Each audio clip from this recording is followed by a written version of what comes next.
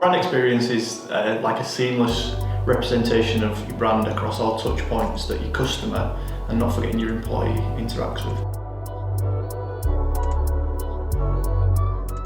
Brand experience is important because it is the way to tell your story as a business. It creates personality as your business. Don't undervalue the importance of your brand. I think a lot of companies always think about the customer, which is fine. There's nothing wrong with that. But if you don't value your brand as it looks, as it feels, as it interacts, the mission you're trying to create, everything from your website to your brochures, your built environment, your offices, you can really not maximise the potential of that brand. The best way to create a good brand experience is to make sure you've covered several points really that we'd advocate as a business. Start from your foundations, as if you were going to build a building. Make sure you think about your brand planning and your strategy to begin with.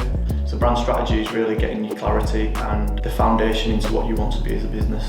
So once you've got your as we speak about with your brand strategy, your brand creative at that point can then be able to maximise the potential of targeting them audiences. Your creative is one of the things that most people think of straight away when you think of brand experience. So how does it look and how does it feel? And brand identity is everything that's not just your logo, which might be at the front of the business that you represent. It's everything else that cascades down around that. Then you can start thinking about how that is almost, you press the play button on that from a brand activation point of view. So from then you can start thinking about the elements of your website, your marketing, how do you get in front of the people that you want to get in front of, what are the best ways to do that and why.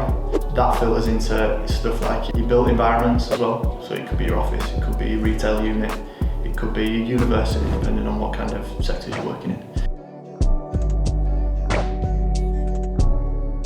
We finished a project with Papa John's. We worked with them in their office environment, which was really, when we walked in, it was like just this. It was a nice office, but it was just Magnolia City, and it had no real brand representation of who they were, what they were trying to achieve as a business. You had no real idea of who they were when you walked through the door. And the idea behind that was not only to create an impact for visitors, but also for the staff was a really important aspect. We changed the environment so it represented more of their retail spaces, which had a real focus on Gen Z as their target audience.